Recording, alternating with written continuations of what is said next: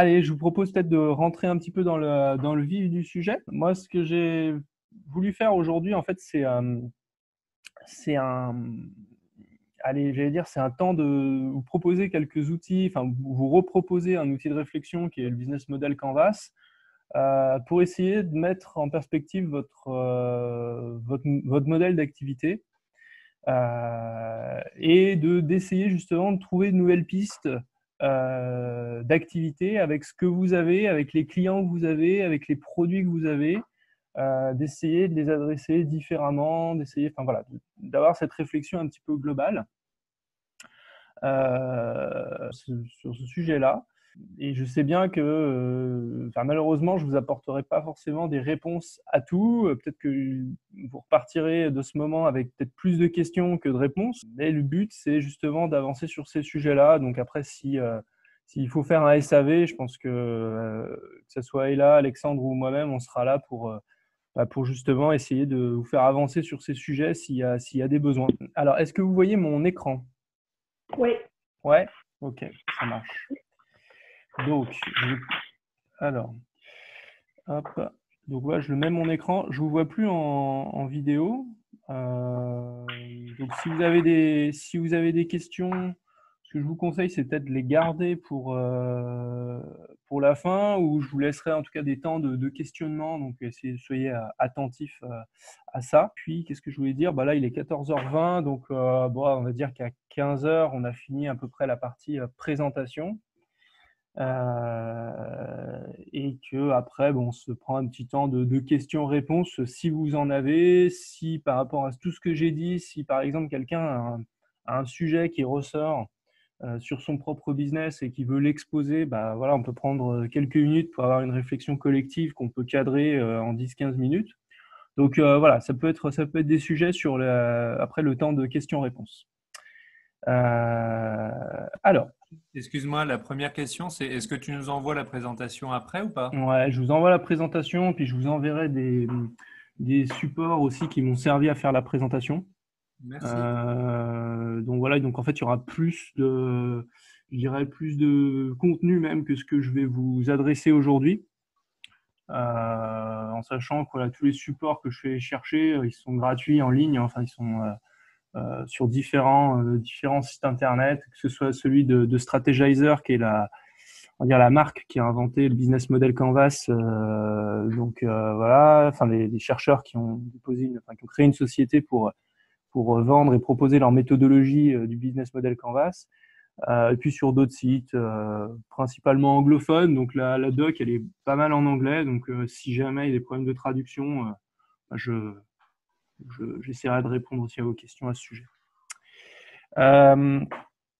Donc, comment faire évoluer son entreprise?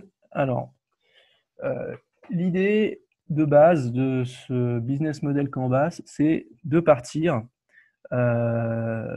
vraiment de deux points. Business model Canvas, c'est ça en fait, hein. C'est vraiment ce truc-là, ce tableau-là. Alors, ce tableau, euh, pour vous donner un exemple, moi, dans l'espace de coworking chez Pangloss, à Ferney-Voltaire, il est imprimé en A0 et plastifié. En A0, je ne sais même pas quelle dimension ça fait, mais ça couvre tout un pan de mur. Et en fait, c'est habituellement utilisé pour être un outil de réflexion collective sur un seul et même business model, une seule et même activité, et de poser les choses à un instant T. Alors, il existe différents types de business model Canvas. Il y en a un pour l'entreprise, en fait, la création d'entreprise ou l'évolution de l'entreprise. Il y en a un pour l'évolution personnelle aussi. Ils ont théorisé aussi des choses par rapport à quelle est ma proposition de valeur en tant qu'individu, à qui je peux m'adresser, quelles sont mes ressources, quelles sont voilà, une autre façon un petit peu de faire son CV qui est assez intéressante, je dirais. Et de faire aussi un peu son bilan de compétences, si je dois dire ça autrement.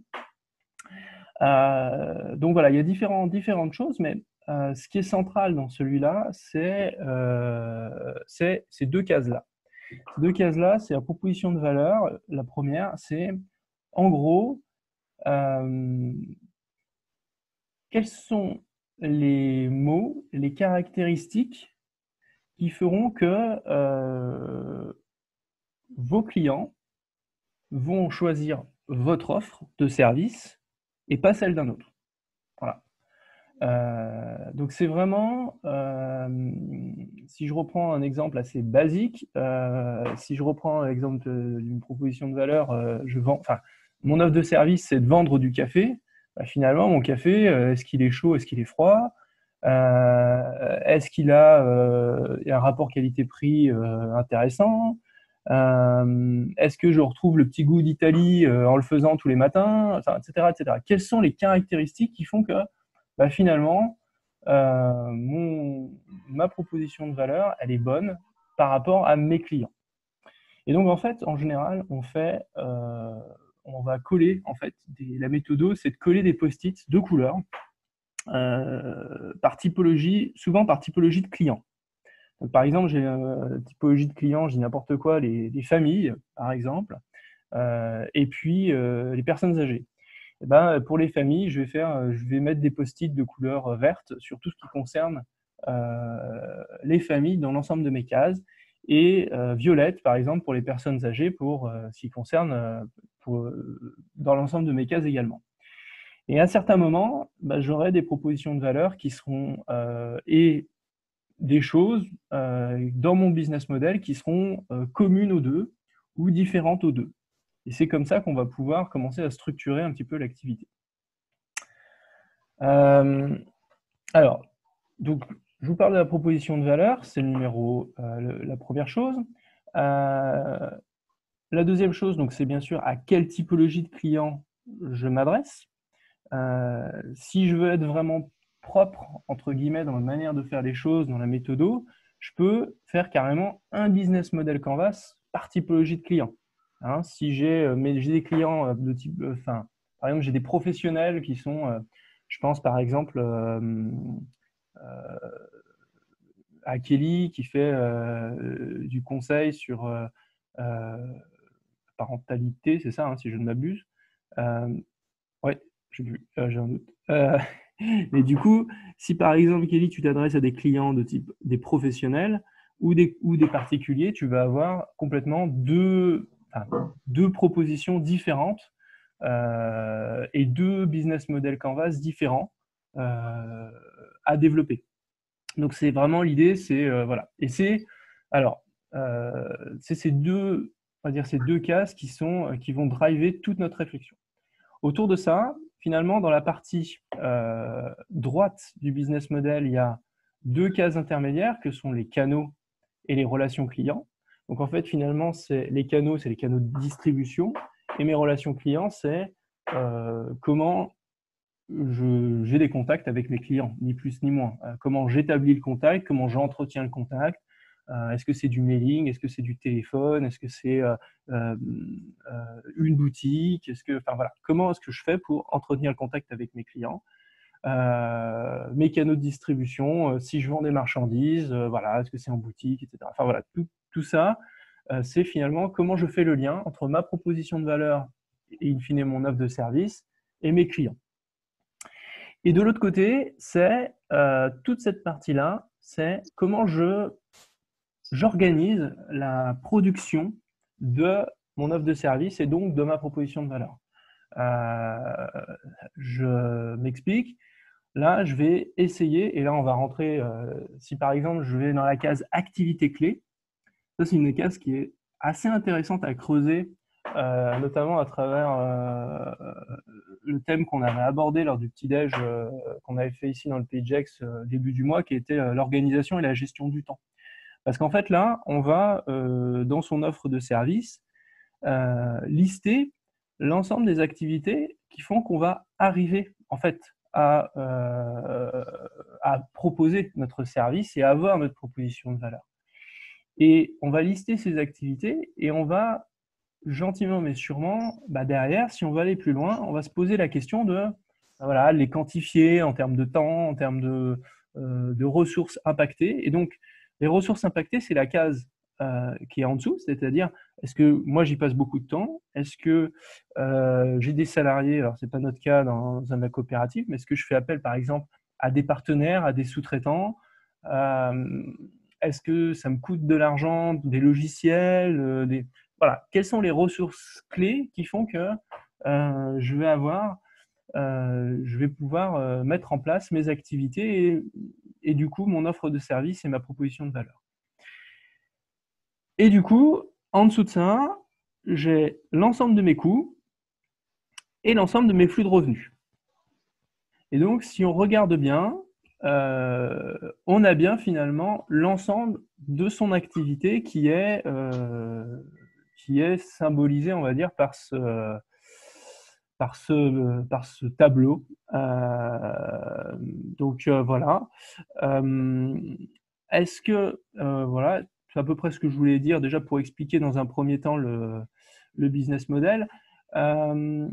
Ceux qui ont, j'ai remis juste les vidéos. Est-ce que pour vous c'est clair? Et est-ce qu'il y a parmi vous des gens qui connaissaient pas du tout le sujet du business model Canvas? Alors Adrien, j'entends pas Adrien. Non, moi, c'est bon, je le connaissais déjà. D'accord, ok, ça marche. Bruno, Ah bah, moi, j'avais jamais vu ça. d'accord. Bon. Ok. Du coup, est-ce que Maintenant, ça pourrait être bien, je pense, d'en voir un rempli d'une entreprise remplie. Alors, évidemment, sans les noms des clients, hein, bien sûr, ouais, bien sûr. Voilà. Mais pour vraiment se rendre compte de ce que ça va apporter tout de suite, quoi. Ok. Alors, je sais pas si j'en ai mis un rempli avec un exemple, mais on regardera après. Je sais plus ce que j'ai fait dans la présentation. Ok, ça marche. Émilie?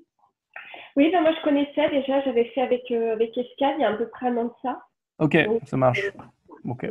Bon, ça, c'est un outil qui est régulièrement utilisé. Ok, Nathalie?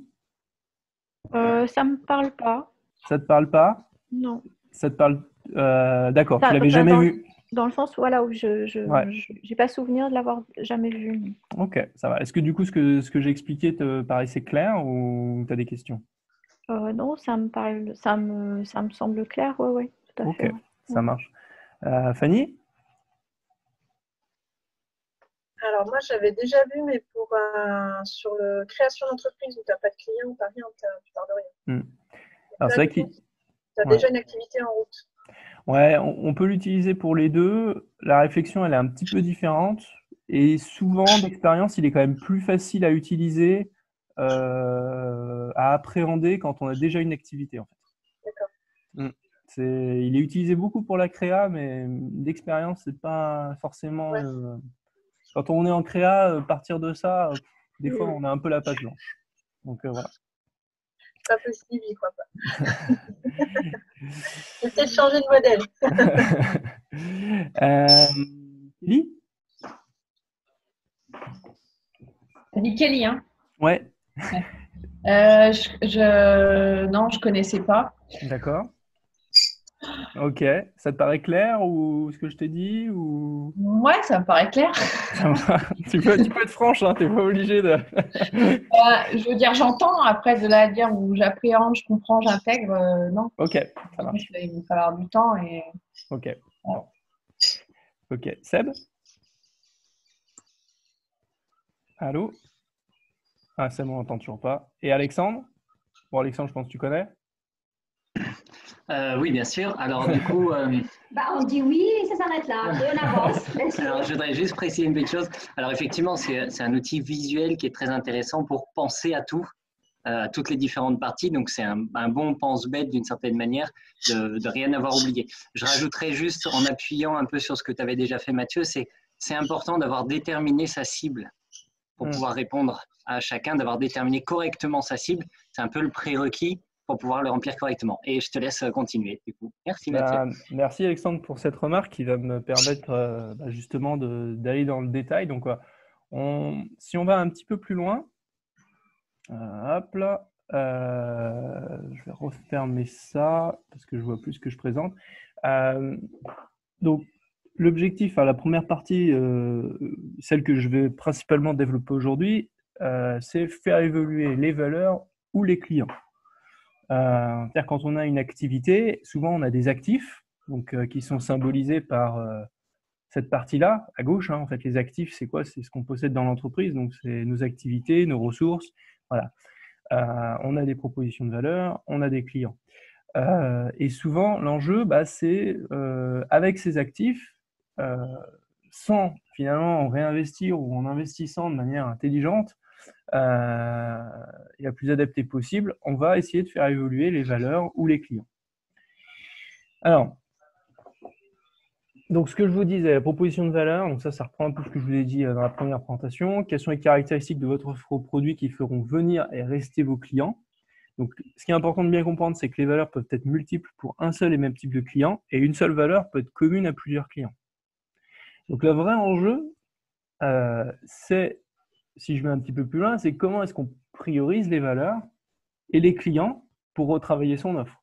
Parce qu'en fait, si on prend juste le business model Canvas tel qu'il est, et qu'on se dit, il y a tel type de produit, allez, je prends un exemple, la chaise de jardin, elle permet de se reposer, elle permet, je sais pas, la chaise de jardin, elle permet plein de choses, elle permet d'avoir des échanges avec ses voisins si on le met sur sa terrasse, elle permet de profiter de la vie, de bronzer, etc. Donc la chaise de jardin, elle a plein de plus-values, mais pour autant, est-ce que ces plus-values sont, ces valeurs, est-ce qu'elles sont intéressantes pour les clients, les clients de la chaise de jardin? Est-ce qu'elles sont primordiales? Est-ce qu'elles sont prioritaires?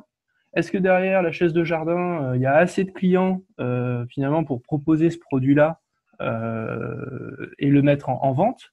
Donc le vrai enjeu, ça va être la priorisation de tout ça. Donc dans un premier temps, le fait de le mettre sur le tableau avec des post-it, on va pouvoir déjà lister les choses et après il va falloir les ordonner. Donc je vais essayer de vous donner quelques pistes pour les ordonner. Voilà, c'est en tout cas c'est une proposition et vous êtes libre d'être critique par rapport à tout ça.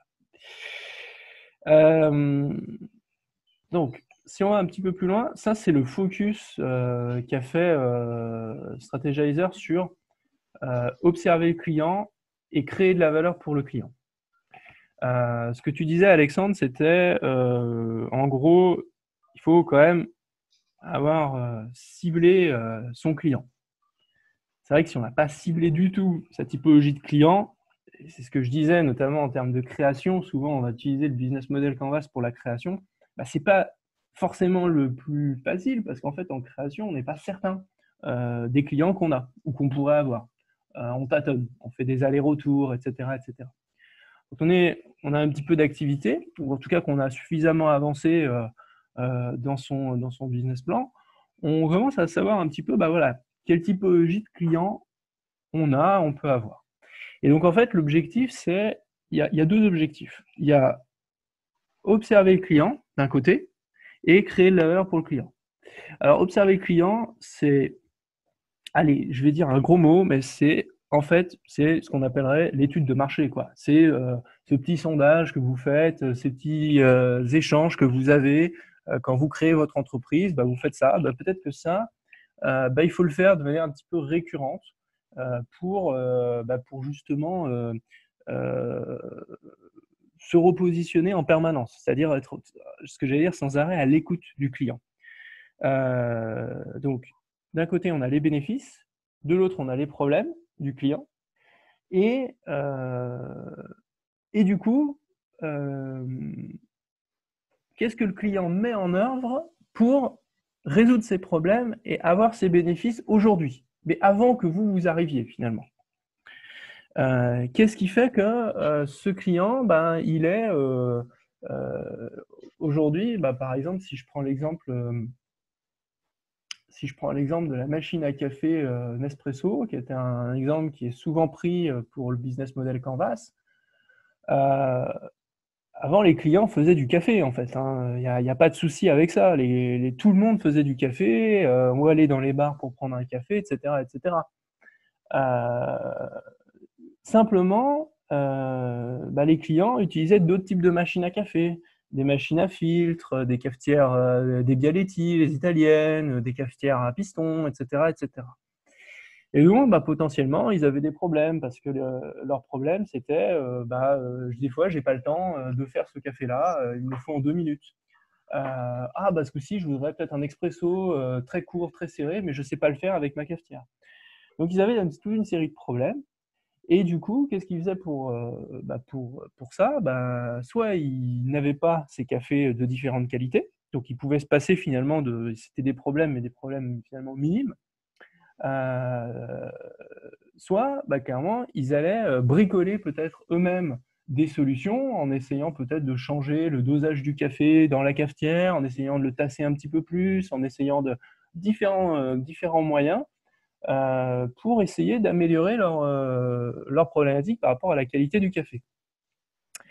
Et donc, du coup, c'est ces tâches en fait, que les clients vont mettre en place pour essayer de résoudre leurs problèmes et d'atteindre les bénéfices qu'ils veulent réaliser.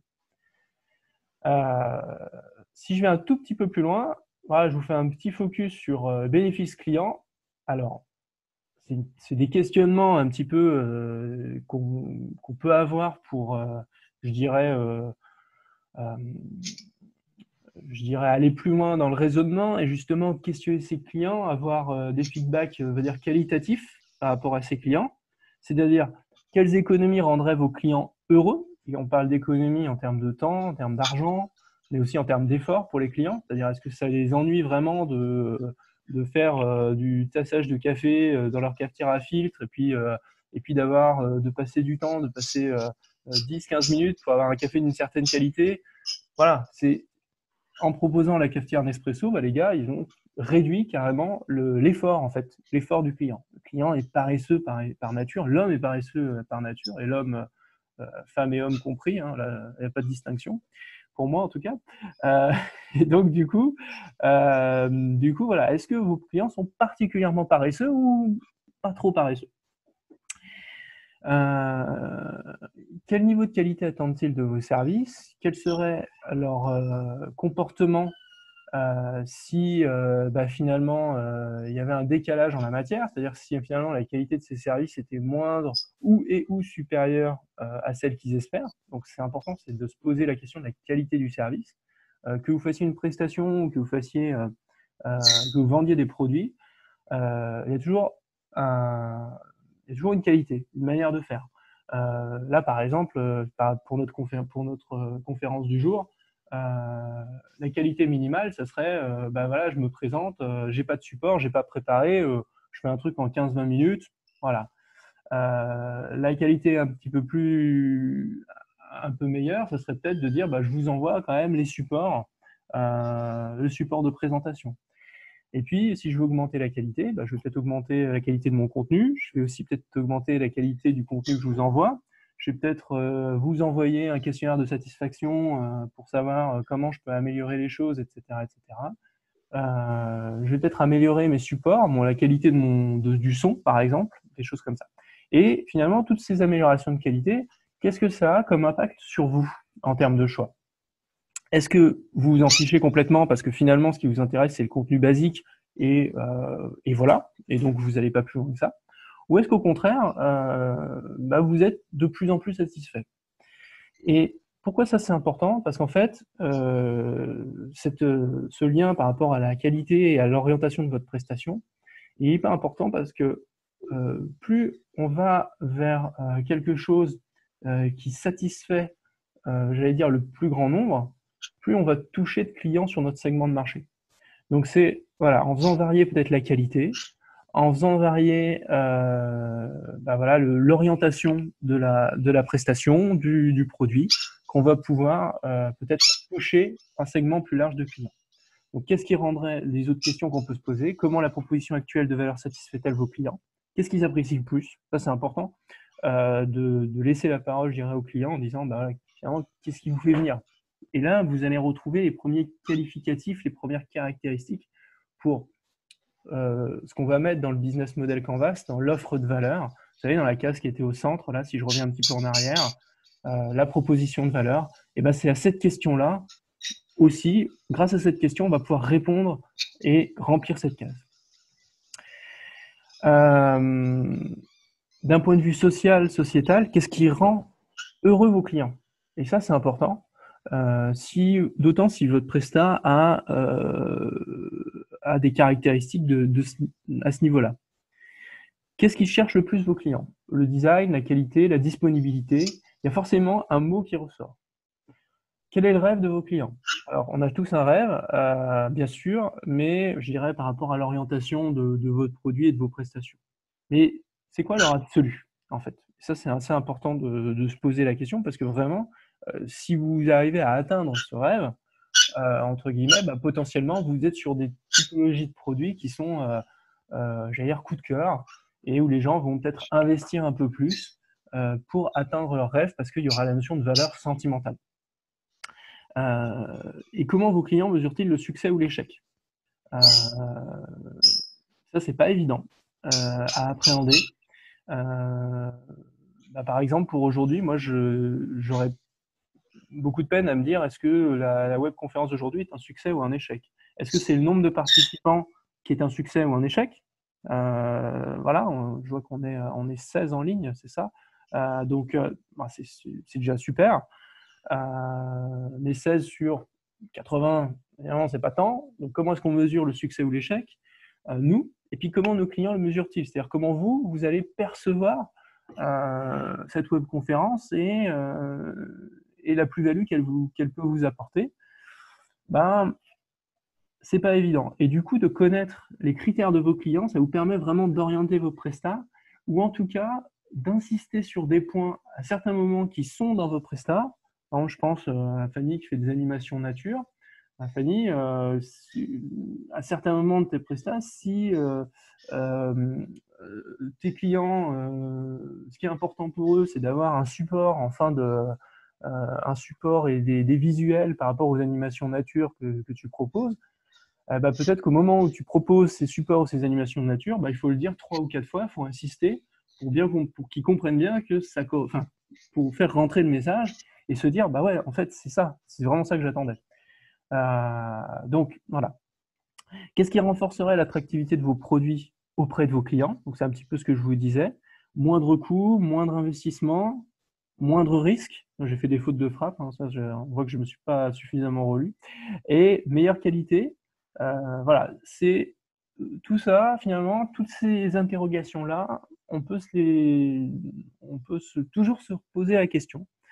C'est pas parce qu'un produit marche, qu'on considère qu'un produit ou qu'une prestation marche, qu'elle ne pourrait pas mieux marcher. Ou au contraire, si un produit ou une prestation marche et qu'on considère qu'elle ne marche pas, enfin, au contraire qu'elle n'est pas suffisamment vendue, d'où ça vient finalement? Est-ce qu'on a touché notre segment de marché? Est-ce qu'on a touché nos clients qu'on visait et finalement il n'y a pas plus à aller chercher? Ou est-ce que finalement ma prestation elle n'est pas tout à fait bien orientée ou bien ou je communique pas suffisamment? Donc ça c'est les autres cases un petit peu du business model Canvas. Et du coup c'est un petit peu les questionnements qu'on va chercher. Donc ça c'est vraiment le focus qu'on peut se faire sur le bénéfice client. Et donc ce que je vous disais que je vous renverrai a posteriori, c'est que si je reviens sur mon tableau précédent ici, je vais avoir finalement toute une série de questionnements pour le bénéfice, toute une série de questionnements pour le problème, les problèmes que le client cherche à résoudre, les tâches que le client fait ou veut faire pour pour atteindre ses bénéfices et résoudre ses problèmes. Et en face de ça, c'est pareil, j'ai toute une littérature sur finalement comment je m'assure que mon produit ou mes services répondent, sont en adéquation avec mes bénéfices et avec mes problèmes. Voilà. Et ça, c'est de faire ce boulot, ça paraît un peu bête en le disant. On se dit, évidemment qu'on propose des services et qui sont vendus, donc qui répondent à un besoin. Ok, mais en fait, là, on est vraiment sur un sujet d'optimisation de son offre de valeur, de son offre de service, donc de son offre de service, et de ses bénéfices clients. Et de son carnet de clientèle. Voilà. Après, ce que je peux dire, voilà. Voilà. Donc en fait, on a deux manières de travailler les choses. Quand on veut faire évoluer son business, soit on parle de croissance endogène, ou soit on parle de croissance exogène du portefeuille client. Je m'explique. Si je pars du portefeuille client, voilà. Si je pars du bénéfice client, de mon client, je vais chercher à bien connaître mon client. Et du coup, je vais faire évoluer mon offre de produit, mon offre de service, pour convaincre ces clients que j'ai déjà d'acheter finalement plus de mes prestations. Ou plus souvent, ou à un prix supérieur parce que je vais changer mes prestations, etc. Et donc, chaque client, on va augmenter son panier moyen, en fait, c'est ni plus ni moins. De l'autre côté, si je vais à fond dans l'analyse de mes produits et de mes services, je vais peut-être trouver des bénéfices ou des problèmes par rapport à ma clientèle actuelle, mais qui peuvent correspondre finalement à des bénéfices ou des problèmes pour un autre type de clientèle. Et là, je vais aller chercher d'autres clients finalement. Donc en fait, ce qui est important de retenir, c'est que soit je pars du client, soit je pars du produit, de l'offre de service. Voilà. Et donc, l'un ou l'autre vont me permettre finalement de faire évoluer, à travers tous ces questionnements, de faire évoluer mon activité. Voilà. Ensuite, la deuxième étape finalement pour aller un petit peu plus loin dans cette présentation, c'est de comprendre la notion de valeur pour le client.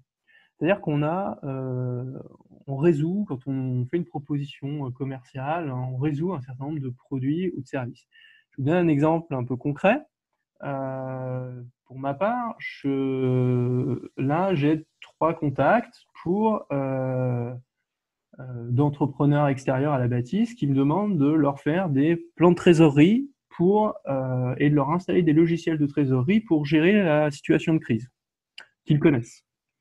Donc, il y en a un qui s'est concrétisé, les 2 autres, pour l'instant, c'est des prospects. Le vrai enjeu, pour eux, là, c'est clairement la valeur, elle est hyper importante. Là, en gros, ils sont prêts parce que clairement, on touche ce qu'on appelle au fonctionnement, au fonctionnement de leur entreprise. Donc, on va être vraiment dans quelque chose ils vont être prêts à ce moment-là à mettre les sous pour, payer ce service à sa juste valeur. À une valeur dite qu'on va appeler économique. Et souvent, on se limite un petit peu à cette valeur-là. On se dit, ouais, c'est la valeur économique, c'est la valeur de l'offre et de la demande. Donc là, clairement, ils ont un grand besoin et du coup, je peux peut-être le faire payer très cher. Ok, c'est possible. En fait, la notion de valeur, elle est un petit peu plus large que ça. Et j'ai mis du coup là cette citation que vous avez sûrement eu le temps de lire d'Adam Smith là, il n'y a rien de plus utile que l'eau, mais elle ne peut presque rien acheter. À peine a-t-on les moyens de rien avoir en échange. Un diamant, au contraire, n'a presque aucune valeur quant à l'usage, mais on trouvera fréquemment à l'échanger contre une très grande quantité d'autres marchandises.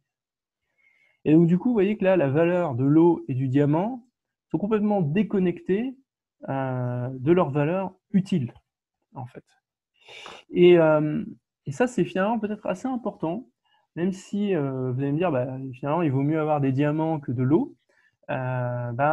Oui, je suis d'accord avec vous.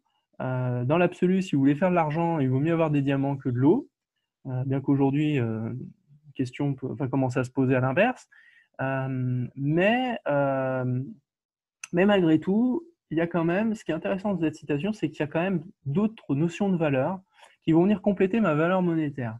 Et ces autres notions de valeur, je vais pouvoir, à un moment donné, les valoriser dans ma communication, dans mon prix, pourquoi pas, je peux y arriver. Donc voilà, donc c'est important de bien comprendre que la valeur, elle est différente selon du point de vue avec lequel on se positionne. Donc, il y a la valeur d'échange, la valeur d'usage. Un vieux vélo dans un garage qu'on utilise tous les jours, il a une forte valeur d'usage. Par contre, sur le plan monétaire, il ne vaut pas grand-chose. La valeur de travail, les coûts de production, la valeur sociale, qui est souvent pas prise en compte par la valeur monétaire, la valeur sentimentale. J'ai vraiment aimé ce film, je suis prêt à payer le DVD 50 €. Un exemple. Voilà.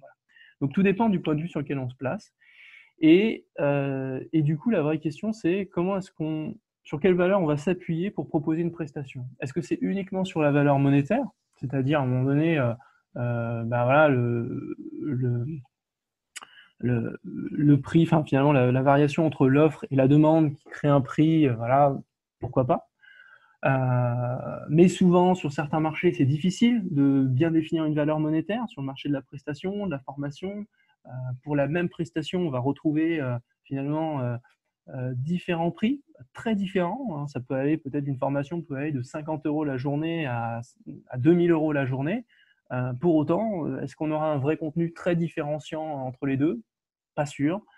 Donc, cette notion de valeur, on en fait quelque chose, on va dire, de collectif. On voudrait que ce soit une valeur d'échange collective en disant il y a une valeur de marché pour tout, mais on a des difficultés par rapport à ça. Et du coup, il y a une autre clé de lecture que je trouve intéressante. Et là encore, vous pouvez aller chercher chez vos clients, essayer de replacer vos produits dans cette pyramide-là, alors qui est en anglais, dans une revue Harvard Business Review. C'est un peu, je dirais, un équivalent de la pyramide de Maslow. Enfin, l'idée, ce serait de positionner vos produits dans cette pyramide. Est-ce que vos produits sont des produits qui répondent à des valeurs fonctionnelles, à des besoins fonctionnels? Est-ce que ce sont des produits, vos produits, vos services répondent à des besoins ou des valeurs émotionnelles, à des valeurs de changement de vie, à des valeurs d'impact sociaux? Je vous prends un exemple assez concret. Si dans mes valeurs, j'ai la valeur de réduction de coûts ou de gain d'argent, de gain de temps, je sais que ça, ce sont des valeurs qui vont être assez fortes, assez fonctionnelles. Et du coup, si dans mon produit, j'ai pas ces deux notions-là, ou d'autres fonctionnalités, peut-être que mon produit va avoir du mal à se vendre. Si mon produit, il me permet d'être en meilleure forme, de réduire mon anxiété, tant mieux. Mais si j'ai pas en dessous les gains fonctionnels sur lesquels il va s'appuyer, peut-être que ça va être insuffisant pour arriver à vendre mon produit. C'est ce qui peut peut-être expliquer que mon produit a du mal à se vendre. Donc peut-être remettre en avant des valeurs un petit peu plus fonctionnelles dans votre produit. Voilà un petit peu ce que je peux dire sur cette pyramide de valeurs et comment est-ce qu'on peut l'appliquer à ses produits, à son offre de service. Enfin, ce que je peux dire sur la proposition de valeur, c'est que qu'est-ce que c'est finalement qu'une bonne proposition de valeur? C'est si on revient sur hop là, je regarde juste l'heure, ouais c'est bon, 15 h, on est pas mal. Sur l'essentiel, une bonne proposition de valeur, elle répond à un faible nombre de gains ou de bénéfices et permet de bien les traiter. C'est-à-dire que si à un moment donné sur ce tableau-là, je reviens en arrière, oui, sur ce tableau-là, si j'ai beaucoup de bénéfices et beaucoup de problèmes, il faut que ma proposition de valeur, elle choisisse peut-être d'en traiter que quelques-uns, mais qu'elle y réponde bien. Et plus elle va y répondre, mieux ça sera pour, je dirais, le choix du client, c'est-à-dire le choix de la personne de prendre son produit, finalement, prendre ce produit. Donc voilà, on fait un focus sur des gains ou des problèmes d'un grand nombre de clients. L'idée derrière, c'est quand même de quantifier, de savoir si mon réservoir de clients, il est important ou pas. Il faut que ma proposition de valeur corresponde à la manière dont les clients évaluent leurs besoins. Et idéalement, ma proposition de valeur, elle se concentre sur mes plus gros problèmes et sur mes plus gros bénéfices. Là encore, il faut hiérarchiser les choses. Comment est-ce qu'on hiérarchise? On va hiérarchiser, ça c'est un petit peu de l'innovation, enfin, théorie de l'innovation, mais on va hiérarchiser les choses en en regardant ce que font les clients pour résoudre leurs problèmes ou atteindre leurs bénéfices. Et en clair, il y a clairement une échelle. Si ils ne font rien et qu'ils ont ce problème, qu'ils expriment ce problème ou ce bénéfice, c'est que ce n'est pas un gros problème. Parce que s'ils ne font rien, c'est qu'ils peuvent s'en passer. Si ils ont, j'allais dire, ils utilisent le produit de quelqu'un d'autre qu'ils dévient. C'est-à-dire qu'ils vont utiliser quelque chose qui est existant, ils vont le détourner de son utilisation d'origine. Eh bien, à ce moment-là, déjà, on est sur un problème qui est un petit peu plus important. Et puis, si on est, là, le top du problème, c'est si le client bricole lui-même une solution. C'est-à-dire, il part de zéro et il va essayer d'assembler des choses pour bricoler quelque chose et pour répondre à son problème ou atteindre son bénéfice. Et ben, en fonction un petit peu de ce stade, de ces trois stades, et ben, ça nous permet de hiérarchiser nos besoins, enfin hiérarchiser les problèmes du client. Se différencier de la concurrence, une bonne offre de valeur se différencie de la concurrence, c'est sûr. Elle répond à des besoins émotionnels, fonctionnels et sociaux. C'est-à-dire que sur le petit pyramide que je vous ai mis tout à l'heure, on a le fonctionnel, l'émotionnel et le social. Life-changing et social impact, c'est les deux-là. Et donc, il faut, idéalement, c'est que votre offre de valeur, elle se répercute là-dedans. Voyez, et que chaque pyramide, dans chaque étage de la pyramide, on essaye de trouver quelque chose. C'est difficile à copier. Alors ça, selon les philosophies de chacun, moi je suis un petit peu plus par rapport à cette affirmation-là. Oui, c'est bien parce que ça vous permet de garder une différence par rapport à vos concurrents. Souvent, la plus-value qu'on apporte, c'est soi, donc c'est souvent assez difficile à copier. Voilà, je suis un petit peu plus tempéré par rapport à cette affirmation. Et elle se concentre par contre sur les gains ou les problèmes non résolus ou mal résolus par la concurrence. Donc ça, c'est important de regarder un petit peu ce qui se passe à ce niveau. Donc ça, c'est une bonne proposition de valeur. Donc si vous cochez toutes les cases, vous pouvez vous dire, OK, ma proposition de valeur, elle est bonne. Mais voilà, il faut cocher en ayant fait l'effort d'avoir fait des allers-retours avec ses clients, en fait. Il ne s'agit pas de cocher dans son coin, chez soi, tranquille. Voilà.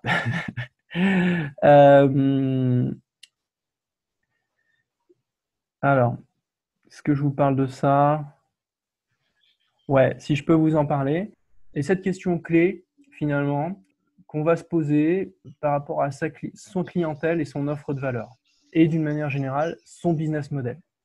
Donc là, vraiment, sans transition aucune, j'élargis vraiment le propos et je vais reconsidérer finalement l'ensemble de mes cases que j'ai ici.